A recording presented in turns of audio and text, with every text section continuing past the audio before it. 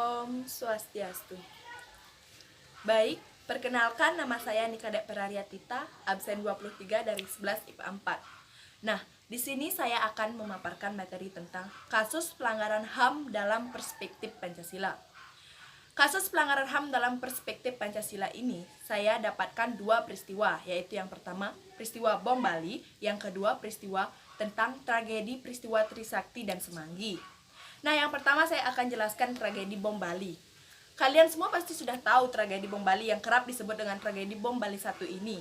Nah, tragedi Bom Bali ini terjadi pada 12 Oktober 2002 di Jalan Legian, Kuta, Bali. Nah, pada 12 Oktober 2002 ini di Pedis Pub dan Sari Club ini, Jalan Legian, Kuta, Bali ini diguncang oleh dua ledakan bom yang ledakannya hampir bersamaan, yaitu pukul 23.05 WITA. Nah, dari peristiwa ini terdapat 200 orang korban jiwa dan 200 orang lainnya luka-luka, baik luka parah maupun yang luka ringan. Nah, pemeriksaan atau penyelidikan dari kasus peristiwa Bom Bali ini berlangsung sangat lama, yaitu dari tanggal 16 Oktober 2002 hingga 9 November 2008. Kasus penyelidikan dari peristiwa Bom Bali ini berlangsung sekitar 6 tahunan. Barulah ditemukan dari siapa tersangka-tersangka dari Bom Bali ini. Tersangka dari peristiwa Bom Bali ini yaitu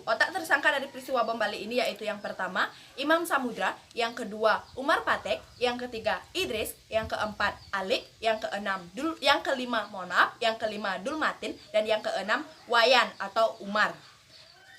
Nah, pendapat saya mengenai peristiwa Bom Bali ini, tentunya banyak saja kerugian yang disebabkan oleh peristiwa Bom Bali ini, yaitu yang paling mudah saja, yaitu kerugian material. Tentu saja kerugian material disebabkan oleh Bom Bali ini karena banyaknya bangunan-bangunan yang runtuh atau hancur disebabkan oleh Bom Bali ini.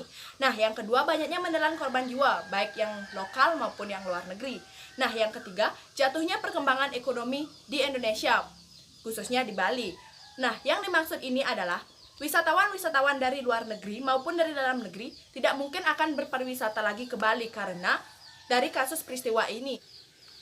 Tentu saja wisatawan-wisatawan di Bali ini menurun jumlahnya, apalagi yang diketahui pelakunya adalah orang dalam negeri. Tentu saja ini sangat merugikan negeri sendiri. Selain itu juga, aparat keamanan yang paling penting adalah aparat keamanan di Indonesia, khususnya di Bali ini harus ditingkatkan agar tidak terjadi hal yang serupa. Nah, yang kedua saya akan membahas tentang peristiwa Trisakti dan Semanggi. Peristiwa Trisakti dan Semanggi ini merupakan peristiwa penembakan mahasiswa pada 12 Mei 1998. Penembakan mahasiswa ini terjadi pada saat mahasiswa mengikuti demonstrasi menurunkan Soeharto dari jabatannya.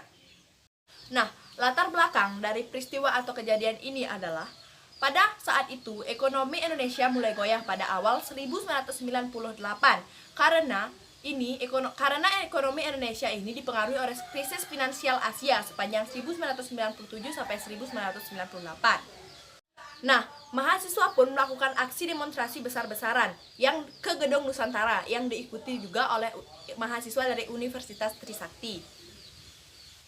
Nah, mahasiswa ini melakukan demo dari pukul 12.30 tetapi dihambat oleh blokade Polri dan blokade militer ini.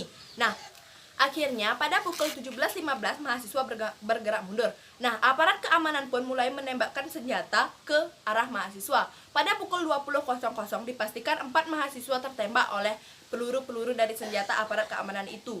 Dipastikan 3 orang meninggal dan 1 dalam keadaan kritis. Nah, korban adalah Elang Mulia, Heri Hartanto, Hafidin Royan, dan Hendriawan C. Nah, rentang waktu dari peristiwa ini yaitu dari pukul 10.30 sampai dengan 01.30 dini hari. Nah, menurut saya tragedi Trisakti ini merupakan tragedi yang sangat memprihatinkan, di mana rakyat yang ingin menyalurkan aspirasinya terpaksa meregang nyawa dengan sia-sia. Nah, ini menunjukkan sudah terjadi pelanggaran HAM yang sangat berat, yaitu hak untuk menyalurkan aspirasi tanpa tekanan dari siapapun. Peristiwa ini bisa dikategorikan tentang pelanggaran HAM yang sangat berat. Seharusnya peristiwa ini atau kejadian ini diadili secara seadil-adilnya. Namun pemerintah tidak mau mengadilinya. Alasannya karena minimnya saksi mata. Tampak jelas pemerintah tidak memiliki kemauan politik yang kuat untuk menyelesaikan pelanggaran HAM yang berat seperti tragedi peristiwa Trisakti ini. Peristiwa ini merupakan kejahatan terhadap manusia, yakni Pasal 9 Undang-Undang Nomor 26 Tahun 2000. Sekian pemaparan dari kasus pelanggaran HAM dalam perspektif Pancasila. Jika ada kesalahan kata atau kekurangan materi, saya mohon maaf. Saya tutup dengan para Santi. Om Santi Santi.